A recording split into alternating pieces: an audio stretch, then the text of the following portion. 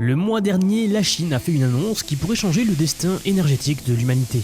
Et pourtant, personne n'en a parlé. Les scientifiques du Shanghai Institute of Applied Physics viennent de réussir quelque chose que les États-Unis ont abandonné il y a plus de 50 ans.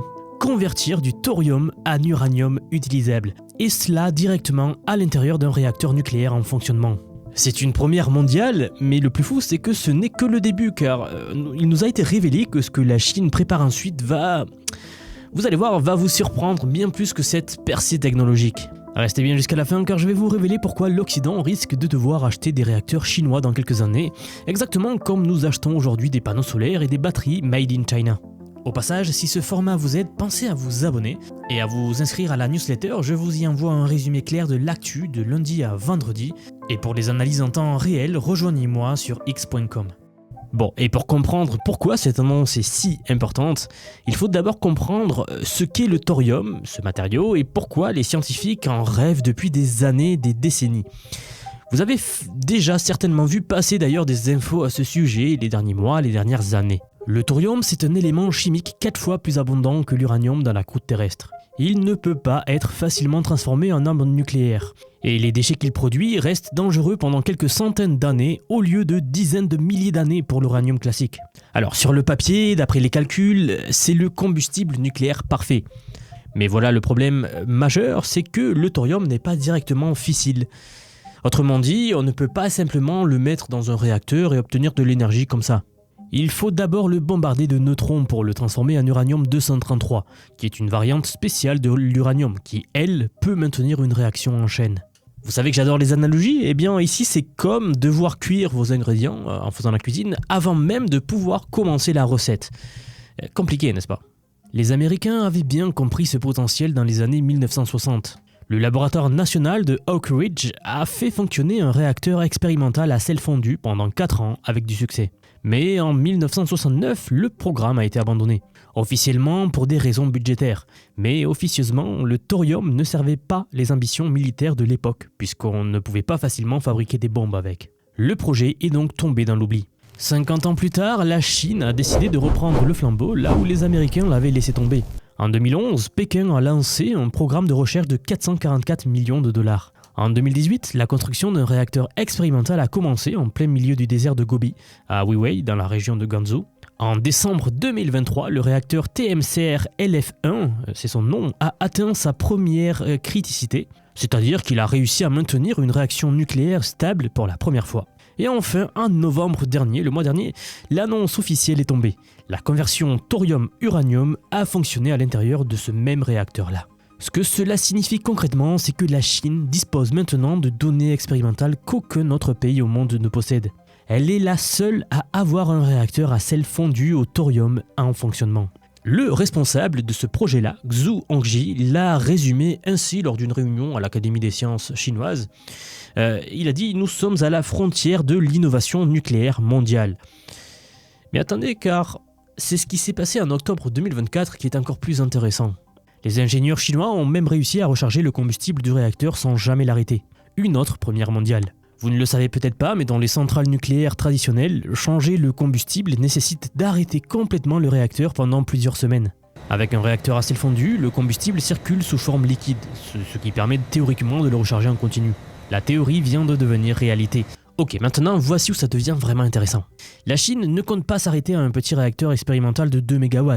La construction d'un réacteur de démonstration de 10 MW électriques, c'est-à-dire environ 60 MW thermiques, doit commencer cette année même dans le désert de Gobi, avec une mise en service prévue pour 2030. Et selon certains rapports, un réacteur commercial de 100 MW pourrait voir le jour dans la province du Guangdong d'ici 2028. Mais non, ce n'est pas tout.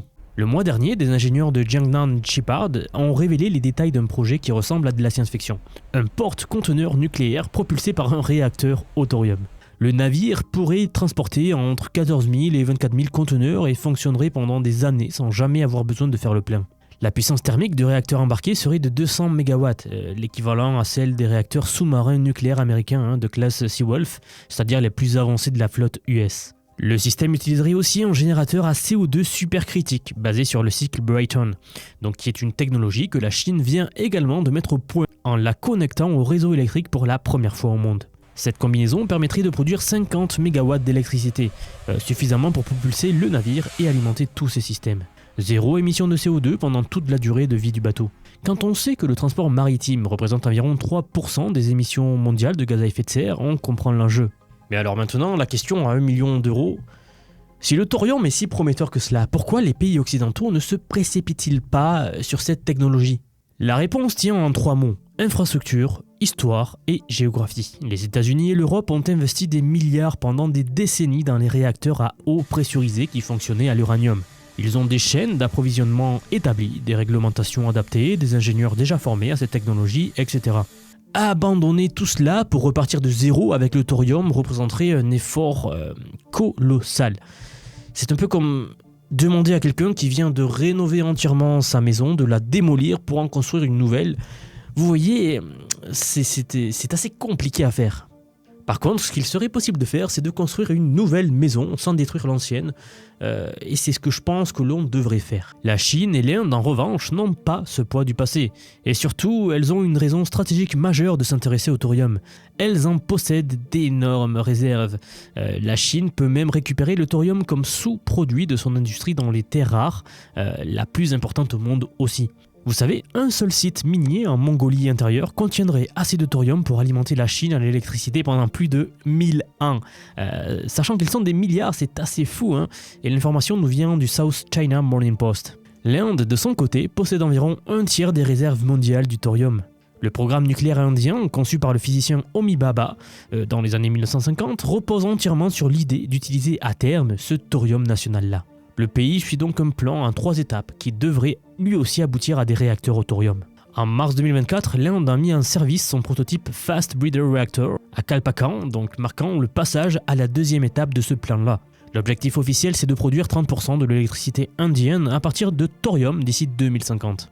Et même l'Indonésie vient d'entrer dans la course. En août dernier, le régulateur nucléaire indonésien Bapeten a approuvé pour la première fois aussi dans l'histoire du pays une demande liée à une centrale nucléaire. C'est la société singapourienne Torcon qui a reçu l'autorisation d'évaluer un site sur l'île de Kelasa pour y construire, eux aussi, une centrale à sel fondu de 500 MW. Si tout se passe comme prévu, la construction pourrait commencer en 2027 et la mise en service intervenir en 2031. Ce serait le premier réacteur à sel fondu commercial au monde et le premier réacteur nucléaire d'Asie du Sud-Est. Encore une fois, pendant ce temps, que fait l'Occident ? Pas grand-chose pour être honnête. Alors l'Union Européenne a financé quelques recherches et des startups comme Torizon aux Pays-Bas ou Stellaria en France développent aussi des concepts de réacteurs à sel fondu avec option thorium. Le gouvernement français et néerlandais ont chacun promis une dizaine de milliers d'euros pour la recherche sur le thorium. 10 millions d'euros, c'est beaucoup si vous le mettez sur le compte en banque. Mais pour un investissement gouvernemental dans une technologie de rupture, on va être honnête, c'est quoi ? C'est le prix de quelques ronds-points, c'est pas terrible. Et aux États-Unis, malgré l'enthousiasme général pour le nucléaire nouvelle génération, il n'existe pas du tout de programme fédéral sur le thorium. La société Clean Core Thorium Energy développe un combustible à base de thorium, certes pour les réacteurs nucléaires existants, mais elle exporte principalement cette technologie vers l'Inde. En février 2025, cette même entreprise a d'ailleurs reçu une licence d'exportation vers l'Inde, seulement la 2e accordée en près de 20 ans à une société américaine, pour des technologies nucléaires destinées à ce pays.